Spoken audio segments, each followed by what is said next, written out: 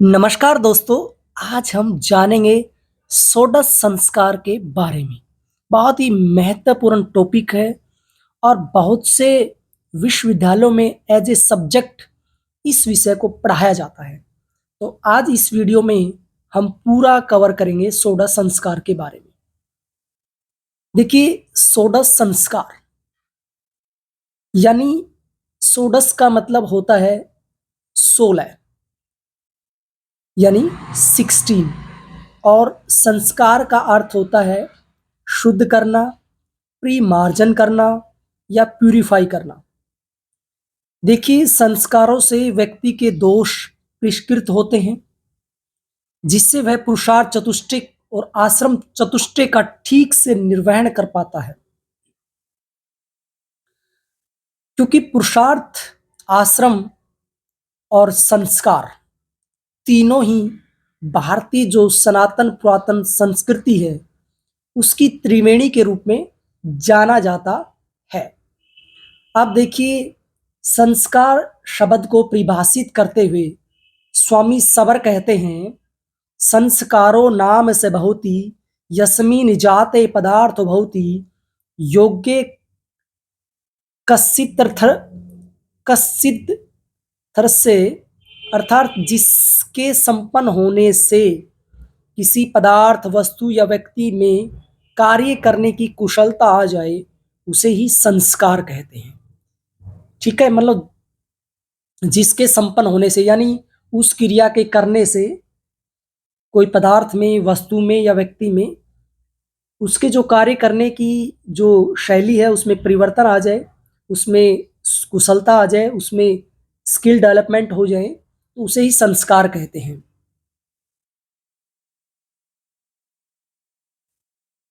जन्म से पूर्व यानी जन्म के पूर्व से लेकर और मृत्यु पर्यंत तक मनुष्य में जो भी गंदगी होती है, जो भी मल होते हैं, उनके शोधन के लिए वैदिक जो सिस्टम है, इंडियन जो वैदिक सिस्टम है, जो भारतीय परंपरागत वैदिक सिस्टम है, उसके अंदर कुछ क्रियाओं का, कुछ मंत्रों का सहारा लेकर उन मलों को या उन दोषों को, उस गंदगी को, उन विजातीय तत्वों को, उस टॉक्सिन्स मैटर्स को बाहर निकाला जाता है और उसे ही संस्कार कहते हैं।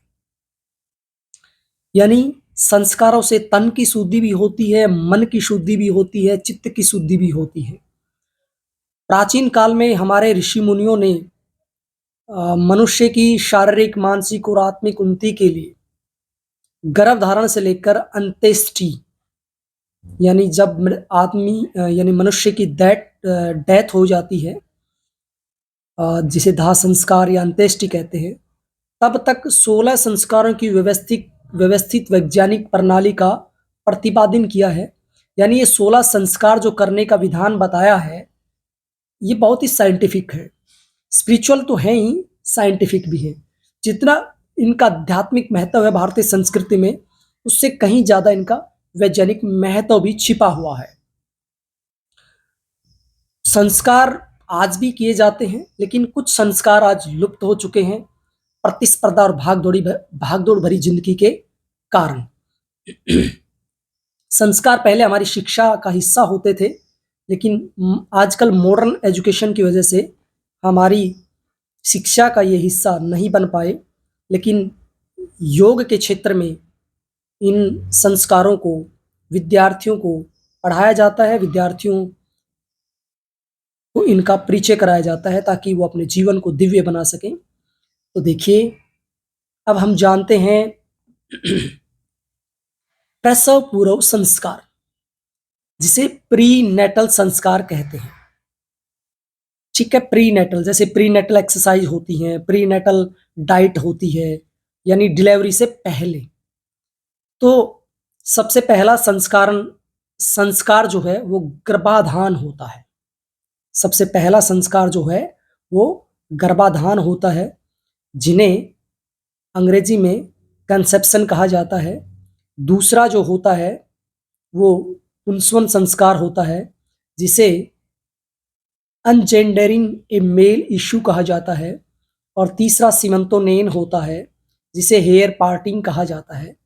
ये 3 जो संस्कार हैं, प्रसव पूर्व संस्कार हैं। तो पहले हम जान लेते हैं कि 16 संस्कारों के नाम क्या हैं, उसके बाद हम एक-एक संस्कार को विस्तार से जानने का प्रयास करेंगे, जो आपके जीवन के लिए भी उपयोगी है और आपके एज ए सब्जेक्ट के तौर पर भी यह बहुत ही उपयोगी हैं। आपकी परीक्षा की दृष्टि से भी ये संस्कार उपयोगी हैं। तो बहुत ही सरल शब्दों में इनको हम जानेंगे। फिर भी आपको कहीं भी कोई डाउट होता है, कोई कन्फ्यूजन होता है, निसंदेह निसंकोच आप मुझे मेल कर सकते हैं, मैसेज कर सकते हैं या कमेंट बॉक्स में लिखकर अपना जो प्रश्न है उसे आप निश्चित तौर पे पूछ सकते हैं। अब हम आगे जानते हैं। तो देखिए, प्रीनेटल संस्कार यानी प्रसव पूर्व संस्कार के बाद बाल्यावस्था के संस्कार आते हैं, जिन्हें चाइल्डहुड संस्कार भी कहा जाता है। यानी बच्चे का जब जन्म हो जाता है तो सबसे पहले जातक्रम संस्कार किया जाता है, जिसे बर्थ रिचुअल्स कहते हैं। फिर नामकरण संस्कार किया जाता है, जिसे नेम गिविंग कहते हैं। फिर निष्क्रमण संस्कार किया जाता है, जिसे फर्स्ट आउटिंग कहते हैं। फिर अन्नप्राशन होता है, जिसे फर्स्ट फीडिंग कहते हैं। फिर चूड़ाक्रम यानी मुंडन होता है, 2 नाम है इस संस्कार के, जिसे चोल या सेविंग ऑफ हेड कहा जाता है। और फिर करण वेद यानी फेसिंग द ईयर लॉब्स कहा जाता है। ये बाल्यावस्था के संस्कार हैं, जो टोटल 6 हैं। यानी 3 संस्कार प्रीनेटल प्रसव पूर्व हैं और 6 जो ये संस्कार आप देख पा रहे हैं, जातक्रम, नामकरण, निष्क्रमण, अन्नप्राशन, चूड़ाक्रम या मुंडन और कर्णवेद, ये बाल्यावस्था के संस्कार हैं। तो आगे हम जानते हैं।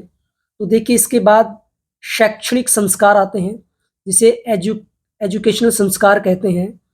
तो देखिए, शैक्षणिक जो संस्कार हैं ये 5 होते हैं। यानी विद्यारंभ संस्कार, जिसे लर्निंग दी अल्फाबेट कहते हैं। फिर उपनयन या यजोपवीत, उपनयन भी कहते हैं या यजोपवीत कहा जाता है। और सैक्रेड थ्रेड इनिशिएशंस, और फिर वेदारंभ है ना, बिगिनिंग वैदिक स्टडी। और उसके बाद केशांत या गोदान भी कहते हैं उसे, यानी सेविंग द बियर्ड। और उसके बाद जो 5वां संस्कार है शैक्षणिक संस्कार, एजुकेशनल संस्कार में, वो समावर्तन संस्कार है ना, द एंड ऑफ स्टूडेंटशिप। इसके बाद विवाह संस्कार होता है, जिसे मैरिज संस्कार भी कहते हैं, है ना, न्यूप्टियल्स या वेडिंग या मैरिज या मैट्रिमनी।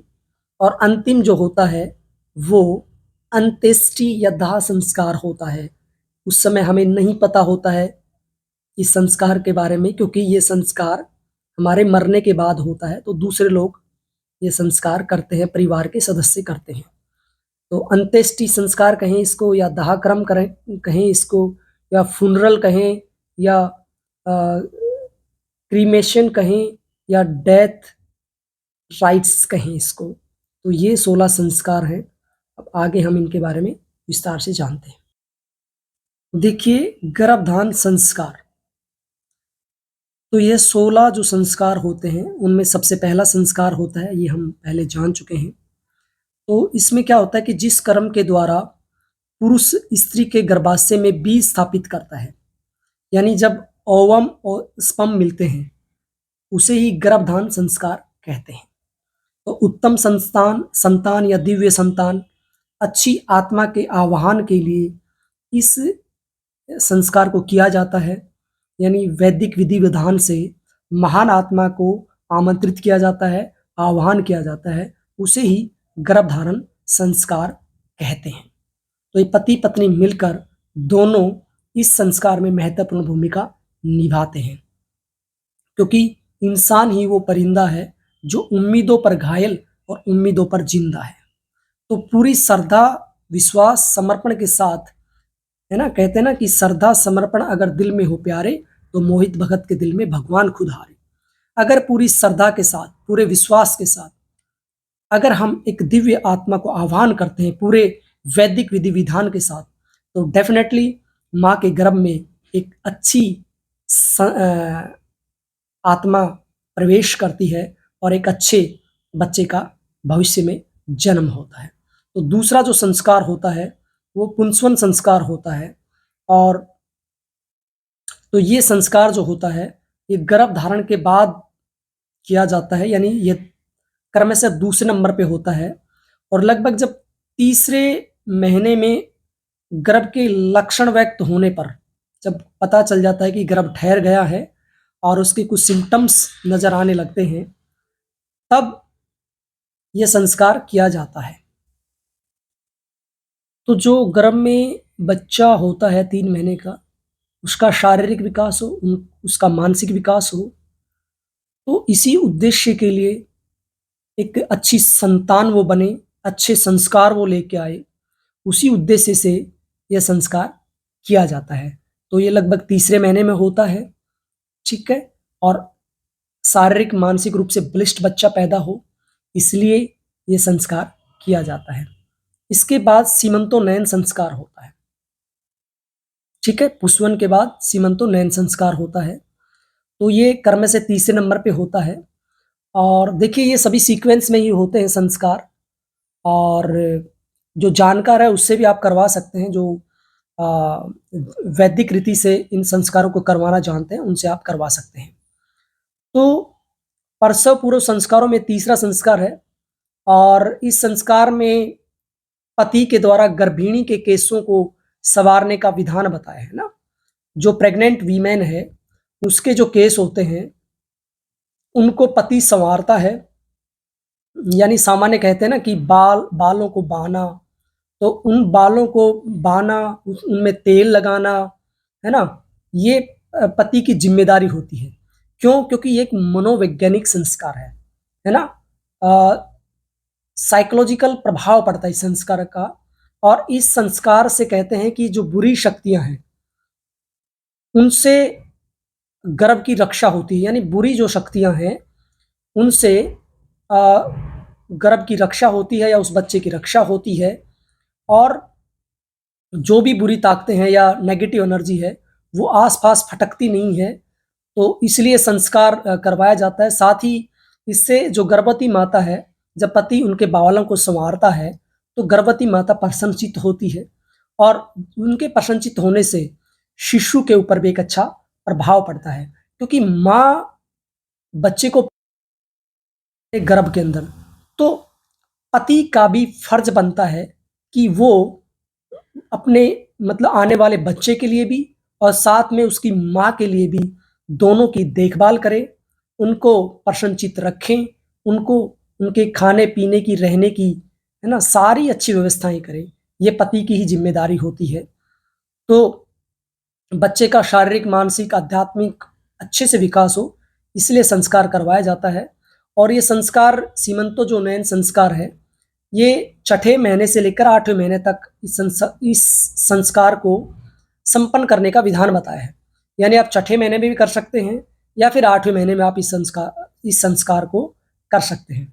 तो ये हमारे रिचुअल्स हैं। फिर इसके बाद आता है जातक्रम संस्कार। तो देखिए जातक्रम का मतलब जाति नहीं है ना। जाति ने पूछो साधु की, पूछ लीजिए ज्ञान, पड़ी रहने दो तलवार को, पड़ी रहने दो म्यान, मोल करो तलवार का, ठीक है। तो ये जातक्रम जो संस्कार है ये शिशु के जन्म के बाद का प्रथम संस्कार है। यानी जब बच्चे का जन्म हो जाता है, यानी माँ की डिलीवरी हो जाती है, उस समय संस्कार किया जाता है।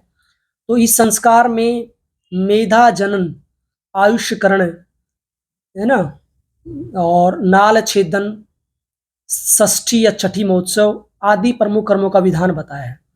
भाई देखिए जब शिशु का जन्म होता है तो जातकर्म संस्कार में पिता जो है जन्म के समय बच्चे के कान में कुछ पॉजिटिव बातें बोलता है। साथ ही जब बच्चे का जन्म होता है तो उस समय कहते हैं कि पहला शब्द ओम उसके कानों में पड़ना चाहिए, ठीक है, क्योंकि जिंदगी भर वो पता नहीं तरह तरह के कैसे शब्द सुनेगा। तो माँ के गर्भ से जैसे बच्चा बाहर होता है तो कहते हैं उसके कान में या उसके आसपास ओम की ध्वनि उच्चारित होनी चाहिए, फिर तो जिंदगी भर उसे पता नहीं कैसे कैसे शब्द सुनने को मिलते हैं। और साथ ही कहते हैं कि बच्चे की जीभ पर शहद और घी है ना, विषम मात्रा में हो और उसको सूरण की जो शलाक होती है, एक स्टिक होती है छोटी सी सोने की, उससे आ, उसके जीभ पर ओम लिखना चाहिए। ठीक है, उस क्रिया के बाद बच्चे की प्लेसेंटा जो होती है, नाल काटनी चाहिए। क्यों? क्योंकि बच्चे की जन्म लेते ही या डिलीवरी होते ही तुरंत नाल नहीं काटनी चाहिए। आजकल डॉक्टर से बहुत बड़ी गलती करते हैं, क्योंकि नाल या प्लेसेंटा जैसे काटते हैं तो बच्चे के अंदर एक डर बढ़ जाता है ना, बच्चा एकदम से घबराता है, उसका कनेक्शन बाहर की दुनिया से जुड़ता है। क्योंकि जो भी बच्चे को आहार, पोषण, एनर्जी जो भी मिल रहा था, वो नाल से ही मिल रहा था, यानी प्लेसेंटा से मिल रहा था। बच्चे की प्लेसेंटा माँ की प्लेसेंटा से जुड़ी रहती है, जिससे उसका भरण पोषण और वो जीवित रहता है। ठीक है, तो वो एकदम से नहीं कट करनी चाहिए। ओम शब्द बोलने के बाद उसके जीवा पर ओम लिखने के बाद आप उस प्लेसेंटा का को कट करना चाहिए, उसका भी एक साइंस होता है। तो ये बहुत इंपॉर्टेंट बात है, डिलीवरी के समय कैसे उसका शुद्धिकरण करना है, कैसे उसकी सफाई करनी है, ये सारा इस जातकर्म संस्कार में आता है। जातकर्म संस्कार के बाद बहुत ही महत्वपूर्ण संस्कार होता है जातकर्म, उसे बड़े ध्यान से करना चाहिए। उसके बाद नामकरण संस्कार आता है। तो देखिए, शास्त्रों में नामकरण को सबसे महत्वपूर्ण बताया है, क्योंकि जितने भी व्यवहारिक, लौकिक और आध्यात्मिक कार्य होते हैं, इसी से संपादित होते हैं। यानी शिशु के जन्म के 10वें दिन पिता के द्वारा नामकरण संस्कार का विधान शास्त्रों में बताया है। यानी नामकरण संस्कार में बच्चा किस घड़ी में हुआ है, किस समय हुआ है, किस नक्षत्र में हुआ है, उन सबको ध्यान में रखते हुए बच्चे का नाम डिसाइड होता है। क्योंकि जो भी संसार में वो व्यवहारिक कार्य करेगा, है ना, लौकिक कार्य करेगा या आध्यात्मिक कार्य करेगा, तो उसके नाम से भी उसकी पहचान रहेगी। तो नाम साइंटिफिक होना चाहिए। आजकल देखा होगा आपने, टिंकू, चिंकू, पिंकू, अनावश्यक नाम निकाल देते हैं जिसका कोई अर्थ नहीं है, कोई औचित्य नहीं है। टिंकू का मतलब होता है आवारा किस्म का लड़का। तो हमें ऐसा नाम निकालना चाहिए जिससे उच्चारण से, जैसे राम है, श्याम है ना, रामचंद्र है, मेधा है ना, सुयोग है, साधना है, तक्षशिला है, ऐसे मेल और फीमेल के जो आध्यात्मिक नाम है, साइंटिफिक नेम है, शास्त्र सम्मत नाम है ना, ऐसे जैसे लड़की का नाम वेदिका होता है ना। तो ऐसे बहुत नाम है जिनका बहुत ही अच्छा औचित्य होता है और जिनके उच्चारण से हमें तो फायदा होता ही है, अगले को भी सुकून मिलता है, आनंद मिलता है। ठीक है, तो नाम का भी एक सिस्टम होता है कि कैसे कितने शब्दों का नाम होना चाहिए, है ना, मेल का कितने शब्दों का, फीमेल का कितने वर्ण का, तो वो सब बातें ध्यान में रखनी पड़ती हैं। तो नामकरण संस्कार भी अपने आप में बड़ा संस्कार होता है। और नामकरण के बाद होता है निष्क्रमण संस्कार। यानी जब बच्चे का जन्म हो जाता है, जातक्रम हो जाता है, नामकरण हो जाता है, फिर निष्क्रमण संस्कार होता है। यानी जन्म के लगभग 4 महीने बाद, जब उसके 4 महीने पूरे हो जाते हैं जन्म को, तो पहली बार घर से बाहर निकालते हैं और उसे सूर्य आदि के दर्शन कराते हैं, है ना, फर्स्ट आउटिंग। कई बार आप बड़े हो जाते हैं, हम तो हम कहते हैं ना फर्स्ट आउटिंग थी मेरी वहाँ पर। तो पहली बार बच्चे को जैसे माँ जापे में होती है, भीतर कमरे में बच्चा रहता है, उसे बाहर कम निकाला जाता है। तो जैसे लगभग 4 मंथ पूरे हो जाते हैं तो बच्चे को सूर्य के दर्शन कराए जाते हैं, बाहर निकाला जाता है उसे। ठीक है, तो ये निष्क्रमण संस्कार है, यानी बच्चे की फर्स्ट आउटिंग। इसके बाद आता है अन्नप्राशन संस्कार। तो देखिए, अन्नप्राशन संस्कार जन्म के लगभग 6 महीने बाद किया जाता है ना, 6 मंथ आफ्टर डिलीवरी। तो इसमें क्या होता है कि 6 महीने के बच्चे के थोड़े थोड़े दांत आने शुरू हो जाते हैं और बच्चा कुछ खाने की चेष्टा भी करता है, दांतों को चबाता है। आजकल तो मार्केट में टीथर आदि आते हैं जो बच्चे को दे देते हैं, उसको चबाता रहता है। तो इस संस्कार में, अन्नप्राशन में बच्चे को जैसे माँ दूध पिलाती रहती है, उसके अलावा कुछ जो पेय पदार्थ होते हैं उनका एक सेलिब्रेशन की तरह से प्रथम बार बच्चे को खिलाया जाता है। यानी उस समय हवन भी किया जाता है और बच्चे को खीर है ना, या मांड मारे चावल होते हैं या इस तरह की खिचड़ी है ना, दलिया है, बिल्कुल लिक्विड फॉर्म में ज़्यादा चीज़ें प्रारंभिक में खिलाई जाती हैं। फिर धीरे-धीरे वो जैसे दाँत बढ़ते जाते हैं, बच्चे को चबाने वाली चीज़ें भी खिलाई जाती हैं। लेकिन पहले बच्चे को पेय पदार्थ पिलाया जाता है बाहर का, यानी माँ के दूध के अलावा उसे दूसरी चीज़ भी खिलाई जाती है। लस्सी भी हो सकता है, दही भी हो सकता है ना? गोदुग्ध भी हो सकता है, तो हल्के से घी में खिचड़ी बना के भी खिलाई जा सकती है ना? उसका पानी भी पिलाया जा सकता है दाल आदि का, तो ये सब इसमें काउंट होता है। इसके बाद आपका 8वें नंबर पे होता है चूड़ाक्रम संस्कार।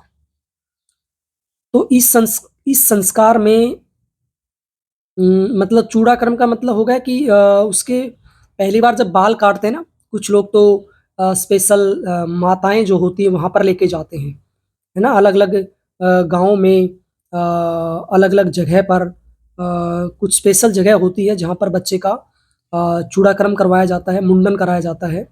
तो उसके पहली बार जो केस होते हैं, बड़े हो जाते हैं, तो उनको किसी देवता को समर्पित किया जाता है, वो कुल देवता हो सकता है ना? या कोई और देवता हो सकता है, जो भी जिस क्षेत्र में मान्यता हो उसके अकॉर्डिंग।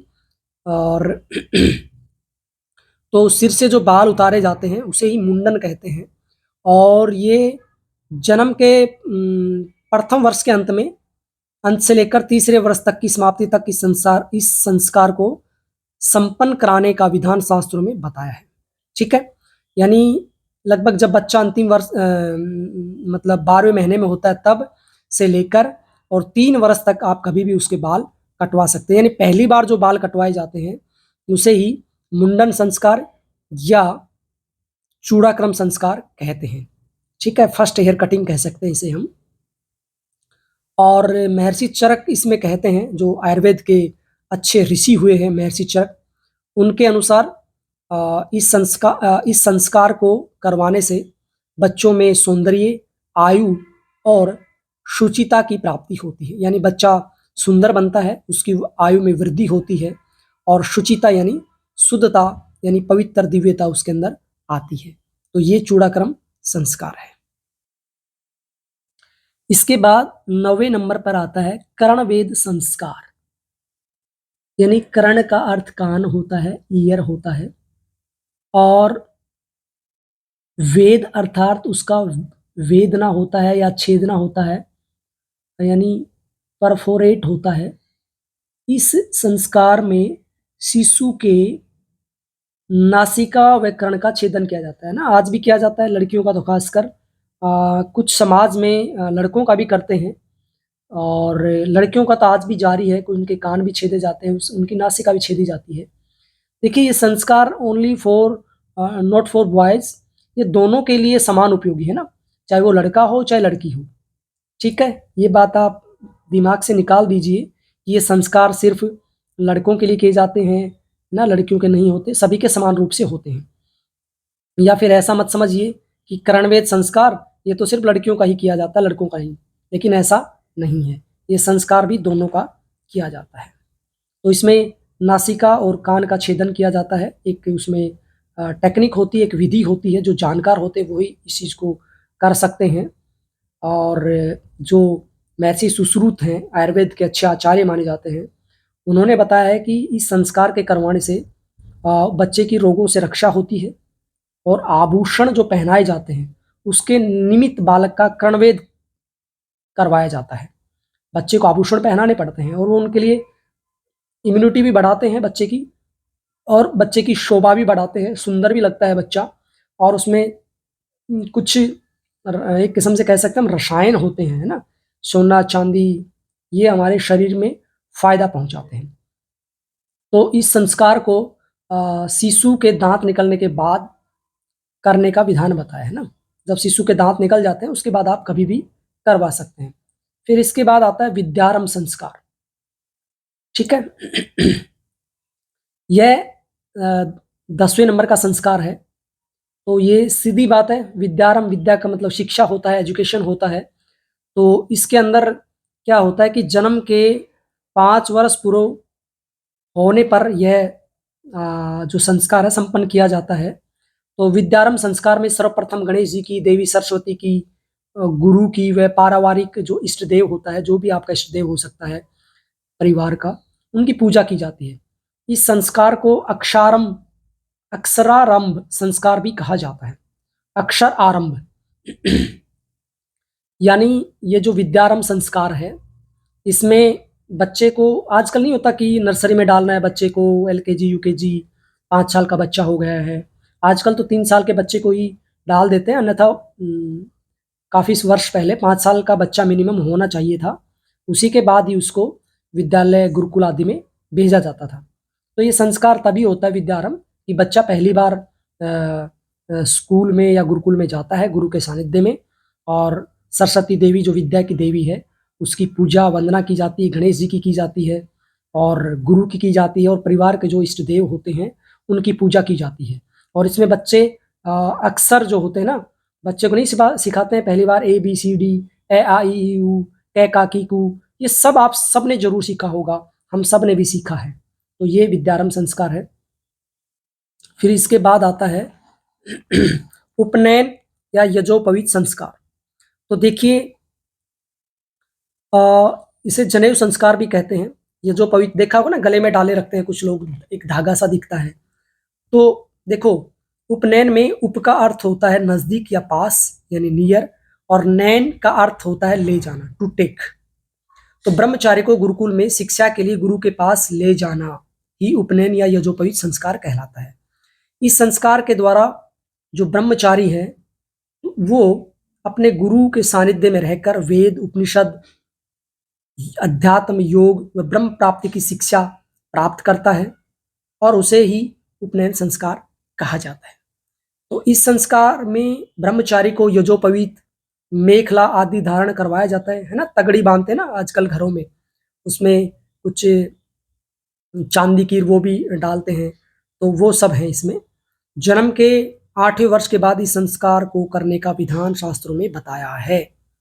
इसके बाद होता है वेदारंभ संस्कार, यानी उपनयन संस्कार के बाद जब 1 वर्ष हो जाता है तो किसी भी एक अच्छे दिन को डिसाइड करके वेदारंभ संस्कार किया जाता है।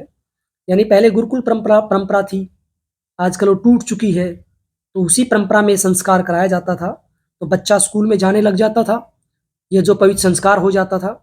उसके बाद बच्चा ब्रह्मचारी की तरह रहकर अपने आचार्य, अपने गुरु के सानिध्य में रहकर वेदों के जो अंग होते हैं, उपांग होते हैं, उपवेद होते हैं, दर्शन होते हैं, ब्राह्मण ग्रंथ होते हैं आदि का अध्ययन प्रारंभ करता था।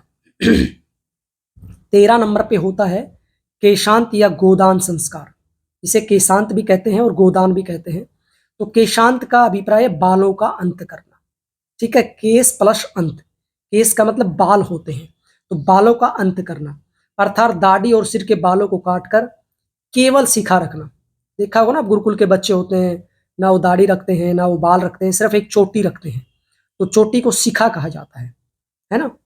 तो शिखा रखना ही इस संस्कार में शिखा रखी जाती है, बाकी सारे बाल उतार दिए जाते हैं। तो इसलिए इस संस्कार को गोदान और समश्रु संस्कार भी कहा जाता। तो देखिए, ये संस्कार जो है 16 वर्ष का जब बच्चा हो जाता है तब ये संस्कार संपूर्ण किया जाता है, और इस समय जो ब्रह्मचारी होता है वो गुरुकुली शिक्षा को पूर्ण कर लेता है ना। आपने योग वशिष्ठ में भी सुना होगा कि भगवान जब राम गुरुकुलीय शिक्षा पूर्ण करके 16 वर्ष की उम्र में घर पे आते हैं तो भारत की यात्रा करते हैं, और भारत की यात्रा के बाद उनके मन में कई प्रश्न खड़े हो जाते हैं, तब महर्षि वशिष्ठ उनके प्रश्नों का समाधान करते हैं।